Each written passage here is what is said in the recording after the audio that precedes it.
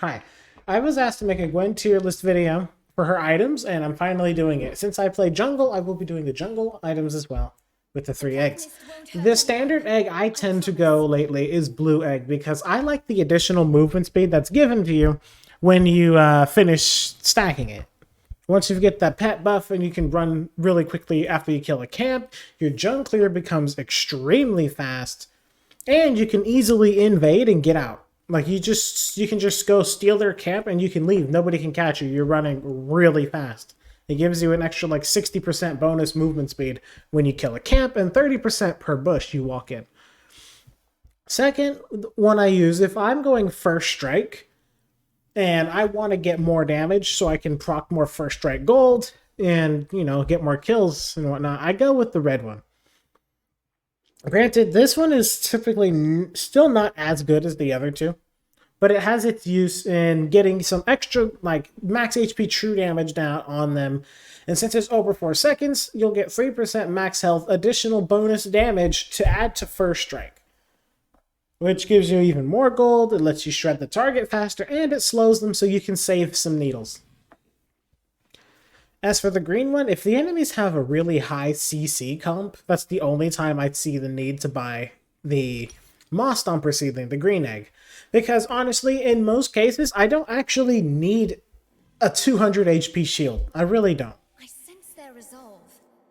No matter, mine will be stronger. Exactly.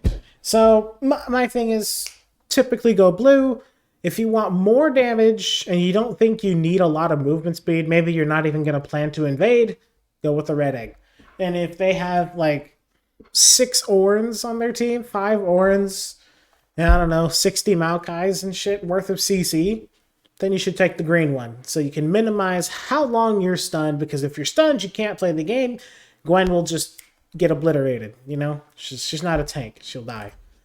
Now, to the more fun part with the actual build. A lot of people still go Riftmaker. I'm not a big fan of Riftmaker, but I still take it if I'm against enemy team champions like Viego, Yasuo, Yone. Because against these champions, you can't really one-shot them. Although I can't say that about Yone and Yasuo. If you get protobelt with Lichbane, Death Cap, you can probably just one-shot them, but let's just assume you don't get fed, you don't get really far ahead of them, and they kind of stay equal to you, then you're gonna definitely want to have Riftmaker, so you can at least sustain through it. You'll still have amazing damage, so there's no problem there, and you know, you'll survive longer. And I also take Riftmaker into high CC comps. The reason being, when you're CC'd, by the time the CC's over, you probably are only going to have like 1/4 of your health left, maybe even half, and you can get it back easier with Riftmaker. Also, a lot of people like to, and then for the second item, I guess I should explain more mythics. I take the protobelt mythic, rocket belt. I call it protobelt, so sorry, I'm going to call it protobelt for this whole video. Protobelt is really good if you want to just kill your target. Like, the extra magic pen is extremely helpful to Gwen. Reason being, her R is strictly magic. There's no true damage. Her passive isn't true damage. There's still, believe it or not, there are still people who say Gwen does true damage on her ult. I don't know how they think that's true, but they do, and it's kind of annoying.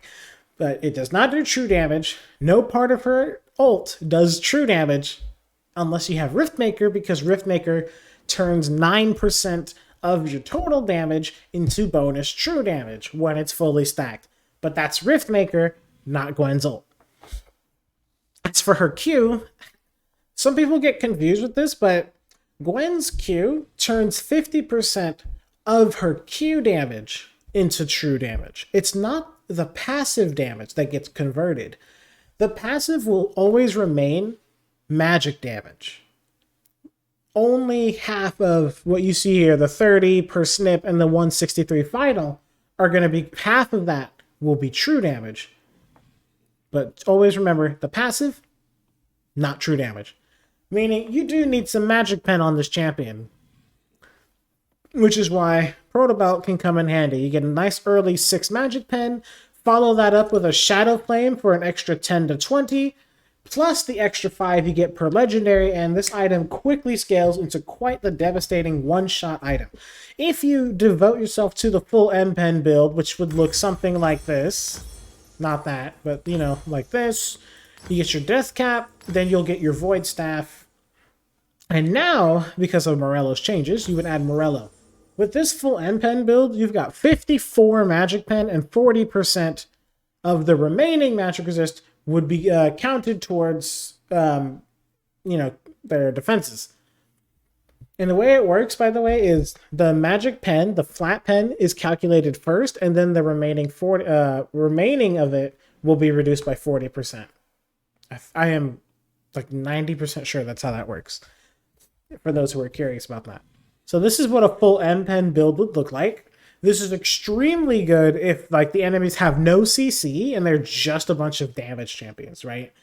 Like, if they're like all, especially if they're all squishy champions, you just ult through them like butter. They're all gone.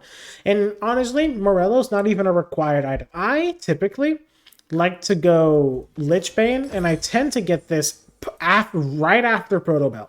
I feel like having 11 Magic Pen plus the boots, don't forget boots, giving you a total of 29 M-Pen plus the Lichbane proc is really big, especially because I go First Strike, which gets you a lot of extra burst and a lot of extra money. Now, that's it for the protobelt mythic. Back to the Riftmaker mythic and its build paths. So, you've got, everybody knows the standard too, right? You go Riftmaker, Nashors, or you go Riftmaker, Shadowflame. Either of them work, they're both good. If you feel like it's a game where you're gonna mostly split push and look for duels, I recommend getting Nashor's Tooth. The extra attack speed, ability to stack quickly, and split push power is unrivaled with Nashor's Tooth. Like Shadowflame, you're not going to get as much. You can still split push with Shadowflame, but it's not as effective as Nashor's Tooth for obvious reasons. Now, that also goes for dueling people. If you're fighting a 1v1, Shadowflame is not as good as Nashor's Tooth in said 1v1. But if you're doing a team fight, you'll actually get more AoE damage with Shadowflame, assuming you aren't able to continuously auto-attack the whole fight. Like, if you're only able to get maybe 6 auto-attacks off before you die, for whatever reason, then you want Shadowflame. But if you're like snowballed and you're really ahead, then Nashor's will actually supersede this item in a team fight, because every extra auto attack you do is going to heal you for more HP because of your passive healing, your Riftmaker healing, and you'll just have more DPS overall, so you can just mow down multiple targets. In most cases, I find myself going with the Nashor's route, especially in the jungle. Although when I play top lane, I tend to actually go Shadowflame more often. Because usually when I get Shadowflame top, I want to try to team fight and just get as much damage with my R off as possible. And like I said before, your R is not true damage. It only does magic. As for the next follow-up item, I have a whole lot of third items. The main one, however, is going to be Death Cap. And, you know, whatever shoes you I don't count that when I say items here. I'm not going to count boots when I number the items. So you can throw boots in, like, you know, between these two or after this. I don't care. Just buy boots when you feel like it's appropriate. And my whole game just closed. Basically, you can throw the boots in whenever you want, whenever you feel it's appropriate. Okay? Now, an item I like to go third, if I decide for whatever reason I don't want to go Death Cap, which, mind you, is almost always the right option. Like, it's super good. All the AP, it stacks with your W, your E, your Q, your R, all of it is helped out tremendously by Death Cap. Now, let's say you want to try, like, maybe you are feeling more attack speed this game, and you took Lethal Tempo. Then your item choices will be between one of these two. Wit's End or Blade of the Ruined King. Do not buy both of them, however, because having both is first of all, these are expensive. Okay, these are really expensive ass items. You're not going to be able to buy both and still be valuable to the team in most cases. Personally, I like to go Blade of the Ruin King if I'm up against other like duelists like Yone, Yasu again, or even sometimes Fiora, Camille. And even some tank situations where they're stacking magic resist immediately. Like if I'm fighting an Ornn or a Scion and their first item is Force of Nature, and then the enemy jungler also has Force of Nature, their mid laner has Force of Nature, and these guys are just excessively building magic resist, I'll buy a board. I'll buy it. And the reason is each auto attack does 12% of the enemy current health in physical damage, which means every time you auto attack them, you basically do max health damage, like per auto attack. Every single auto is applying this, which is pretty crazy in the long run and very helpful. And then you've got the extra 25% movement speed after you hit them with three auto attacks. Like that's a lot. Because you're also stealing it. So they're losing movement speed and you're gaining 25%. That's pretty damn big. And it'll help you stick to them. They'll be unable to leave. This also works well if you're fighting a full ADC comp for whatever reason, like Akshan mid, Quinn top, Senna Ash bot, or whatever. If you're fighting in a game where there's just a lot of ADCs, this item helps because if you get to them once and you get those 3 autos off, they can't leave. There's no kiting they can do anymore.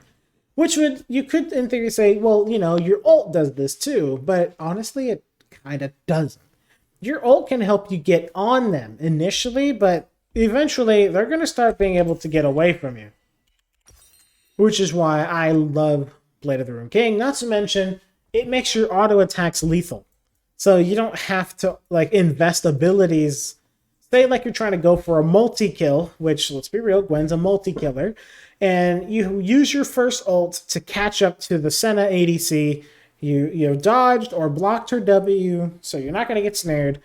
So instead of having to invest maybe R2 into her to kill her really quickly, your first 3 autos are going to drain her below half. In just 3 autos in 1 needle. So you can auto her to death, use the second ult to run down another target, and use the third ult to run down the last target in your little murder spree, which is what I tend to do with Bork the most. If I see the enemy has a ton of magic damage, however, and we all know Banshees is a really shitty item, I tend to actually get Wit's End. Especially if I still want this attack speed build, which, by the way, I normally will take Lethal Tempo with, not Conqueror. But you can use Conqueror too, and if attack speed Gwen better fits your style of play, then go for it.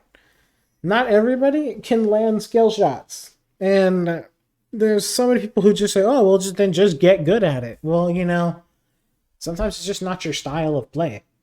So, and luckily, Gwen is versatile, so you can actually play an attack speed Gwen. And if anybody ever tries to tell you that you can't, just know this. My first ranked pentakill in Diamond Elo was full AD Gwen. And my build was not crits. It was full bruiser. I had Chempunk Chainsword, I had Titanic Hydra, both Wit's End and Bork. I had a Sterix Gauge and Death's Dance. That was my full build. If I'm remembering that correctly. How many items did I list? 1, 2, 3, 4, 5. Yeah, that's right. And then Sterix, right? Yeah. So yeah, that was my build. And that was my first ever Gwen Penta in a ranked game. So you can definitely build almost anything you want on Gwen and make it work. There's always an optimal strategy, but sometimes what's technically optimal just doesn't fit you. And if it doesn't fit you, then don't do it. Like for me, I never build Zonius. Zonius is not a bad item, but I find it just feels clunky on Gwen, so I avoid it. If I need armor that badly, I get Frozen Heart. And for me, it works just as fine. I never really find a need for stasis. And if they have too much magic damage or it's just super bursty like a Syndra are, one, if it's in draw, you can just W. But let's say, I don't know, you broke your W key and you needed something, just get Force of Nature, and she can't hurt you. Right? It's fine. I don't ever really see a need for Zhonya's on Gwen. That's just me though. There are tons of Gwens, some better than me, who say Zhonya's is really good. So, like I say, to each their own style of play. And you should always identify what your style of play is before you buy items. And like even with your rune choices. Now, that's enough about Riftmaker. You get the on hits. You know the standard build already. You can get Cosmic. Although honestly, I'm not a huge fan of Cosmic Drive. My optimal build looks like this, right? This, and I'll either have boots, I'll either buy a Lichbane, or I'll buy a Murillo. Sometimes I'll actually get Horizon Focus, although I'm still running tests to see if that's 100% viable. So far, it seems like it's kind of good because it's an extra 100 AP. But I haven't been able to determine if 10% more damage is technically better than 10 more Magic Ben. I think it is. So if you want like really good endgame damage more than you already have, this isn't a bad way to go. I've used it and I've gotten pentas with it. I remember doing a practice tool test and it actually did do more damage than the Murillo. So there's that. As for Dark Seal, this item is a must buy. No matter, this isn't even a Gwen thing. If you're AP, buy Dark Seal. It's really cheap. It's just pretty much the same stats as Doran's Ring, minus 30 health. And if you just like auto attack every champion and your team kills them, boom, you just gained an extra, 4 times 5, 20 AP for free. Because you auto attacked 5 people and died. Like, it's huge. You get a whole amp tome. And this is 350. Now, my favorite boots, I would say, are between these two. I always buy these two. I don't like Lucidity. Personally, I feel like Gwen's cooldowns are low enough already, so I don't, but you almost never see me buy CDR. Because it's like, I'm already, these cooldowns are short. Like, I have 15 from Riftmaker, and Q is 3 seconds. It's not that long a wait, and I like to auto attack anyway. So you don't usually see me buy CDR, if ever. I like the Sork boot buy because, I love my Magic Pen. I really do. More damage is beautiful, no matter what the situation. As for potions, we all know we get Elixir, obviously. What else are you going to get? Now, let's see. If I had to get a build that's purely generic, I think it really would just look like this. This would be generic Gwen build. And then final item, I guess this. This would be my generic go-to for the average situation. If I didn't know what to counter build with and such, I would just go with this. And honestly, I use this build a lot. And but this is all for Riftmaker. Now, if I'm going with, let's start with Night Harvester. If I go Night Harvester, my immediate rune page, by the way, is First Strike every time I go Night Harvester. I refuse to go Conqueror if I'm going Night Harvester. There's just no point because there's too much burst damage on the line. Followed up by a Lichbane, get your Sorks right after, and then you get and then you can either get Shadowflame or you can get Deathcap. I recommend the Deathcap into Shadowflame into Void Staff, unless they're stacking Magic Resist, in which case just reverse the last two. With this, you got a lot of burst, and you get a shit ton of movement speed because of Night Harvester. Which, since you are, and look at all this ability haste for free. A ton of ability haste, and I didn't really buy ability haste.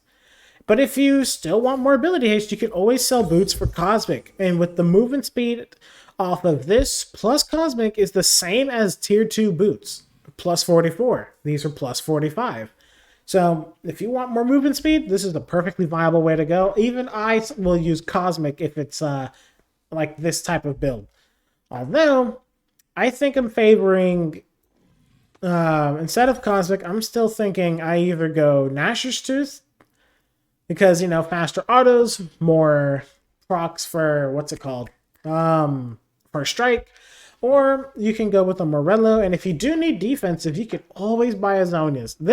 With this build, I actually think Zonius is pretty good because if you get caught out in in any bad way, you might need it. Or because this isn't a defense-oriented build, so like this is just for the stasis effect. Quick little bit of defense would help, right? Or I can go Banshees. I do tend to use Banshees in this build if I'm fighting like a full AP Silas who's fed, or Evelyn, because you have to be able to survive their burst. They can burst faster than you can. So the extra shield gives you just that extra split moment of time to counter them and defeat them in a duel. Now, this next mythic build is one I'm still working on. I've played it in several games and I've liked it. It's Rod of Ages. And every Gwen has said, this item sucks. But honestly, I don't agree. I think this item is good in very weird situations. Now that you can actually track the passive, this right here, it makes it a lot easier to actually use the movement speed when you want. I remember a few days ago, I actually stacked this up to about 190, and when Jax tried to dive me under my turret, I got the movement speed bonus and escaped his stun. And then he tried to flash, but I had the movement speed and my ult was slowing him and he died. And that's actually thanks to Rod of Ages that I won that fight. 35% is pretty big, granted, even if it is decaying. That's a big movement speed boost. And if you can master managing that, you can become pretty lethal. Especially because you can time that with your ult. Like you get 100, let's say you get 190 stacks, right? You use your needle and it gives you plus 20 and you get that huge boost of movement speed, which would be very big in catching up to the target. Even if you miss the needle, the movement speed will help you catch them. So honestly, Rod of Ages is it's a good item. I recommend buying it strictly for defense and lane. Again, if you're fighting like Jax, this is what I build. I immediately rush Catalyst and then just finish the item. The reason for that is because he's gonna fucking kill you. And I don't feel like leeching Leer just doesn't feel like it's enough for whatever reason. So personally, I like to buy Rod of Ages into Jax. It's cheap. You can finish it quickly. And if you just play safe in lane, it'll stack, give you more stats, make you that a little bit harder to kill every single minute. Not to mention, if you buy the second item, you can buy shadowflame onto this, which is what I think is the proper way to go. And you get Cosmic. Now, normally I say Cosmic's bad. I mean, you've heard me say it already. But with Rod of Ages, Cosmic is actually a really good item because it gives you HP. It gives you movement speed. It gives you more AP.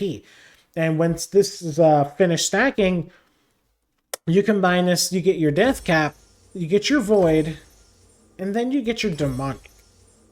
Demonic is going to bring all these HP items you just bought together, and it just gives you such an AP boost.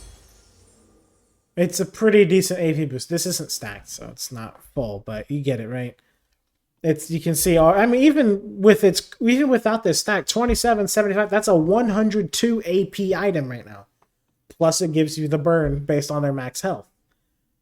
I find this to be a very good build. I've been using it quite a lot in top lane. And it's worked. It really has worked. I don't die in lane. I've got more mana. And because of Catalyst healing you whenever you use mana, you have pretty decent sustain and good healing.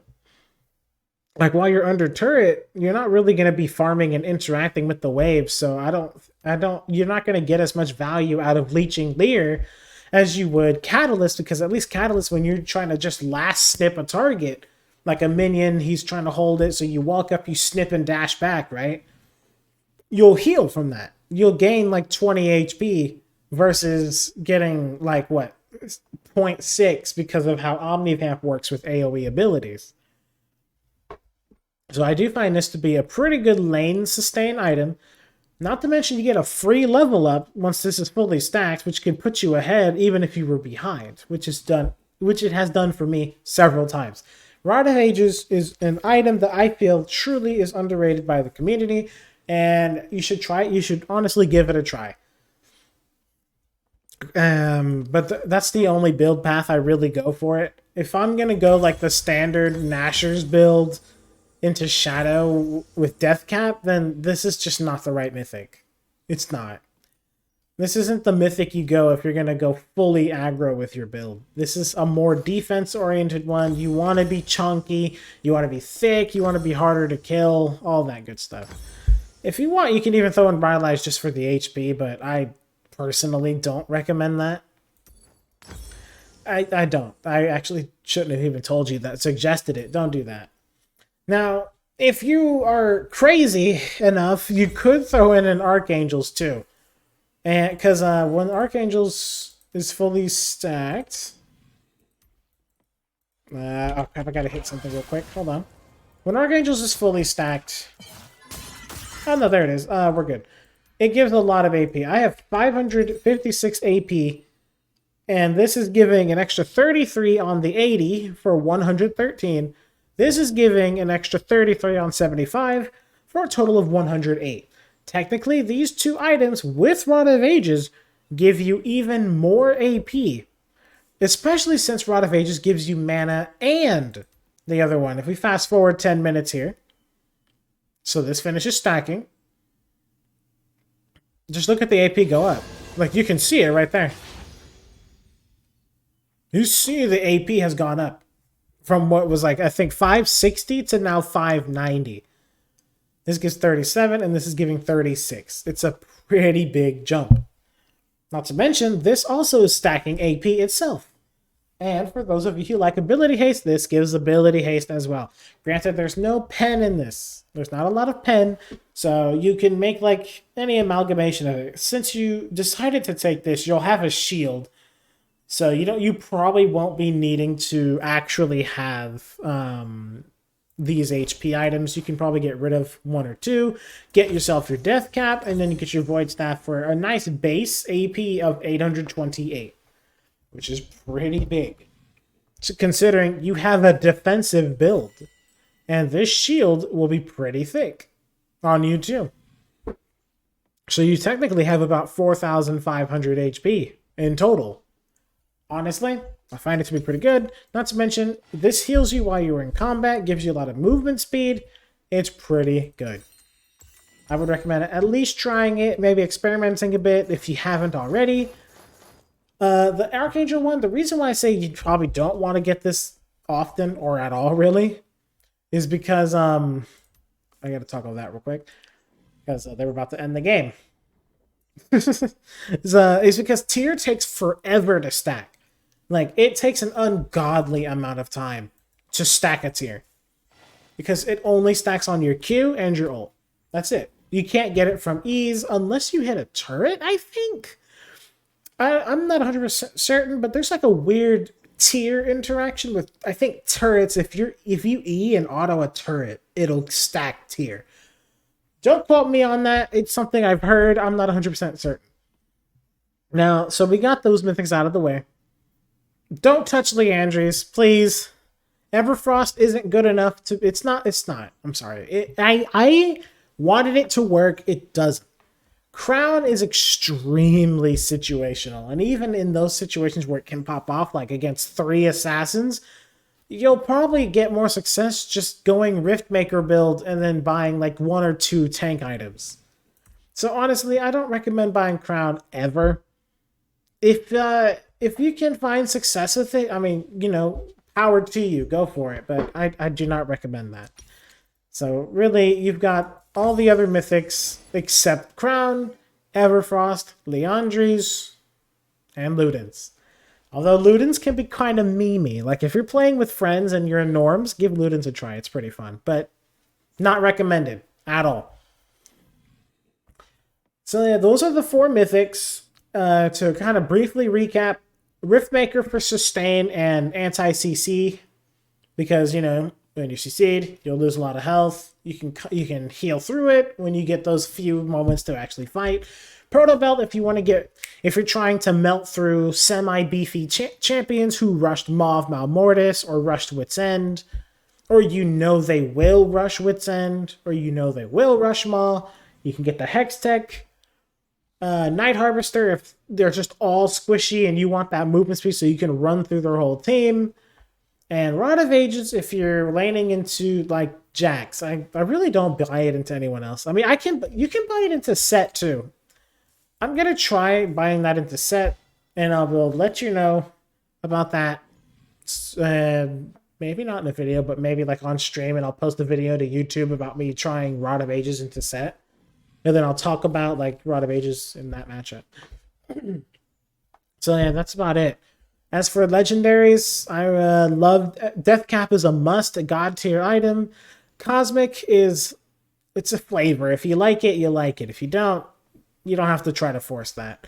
Horizon is a good end game item. You don't ever want to buy this until like 6th item, and not even 6th. I'd say 7th, when you sell your boots is when you can buy this. Other than that, don't ever buy this. It's not fully worth it. It can top off your damage, but it's not a rush item, ever. Don't ever rush this. Shadowflame is a cornerstone item for almost any build. I'd put that almost as high as Death Cap. Death Cap being a must-buy, at least 3rd or 4th. And Shadowflame would be like a 2nd or 3rd item, depending on the game. Morello, because of the changes, is actually pretty decent now. So I recommend, if your support refuses to build anti-heals, go right ahead. It's not even bad. It really isn't. Zhonya's, again, I don't like it, but it's not a bad item for Gwen. You can use it. You can, like, if you time it right, you can get like your R3 saved and then your Q saved. So then, like, you stack your Q, you've got your R3, you Zhonya's, and then you launch it all at once. Maybe you catch them by surprise and they all try to clump up on you at once and you kill all of them. It's not for me, though. And then Lichbane, I find to be a really good item if you're doing any build with Night Harvester and some builds with Rocket Belt, Protobelt. No, Rocket Belt.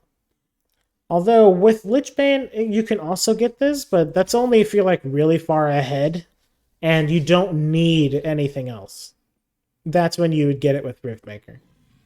But this I find is a must-buy for Night Harvester, because your goal is to try to burst anyway and front-end Gwen's damage. This is the best item to front-end your damage with.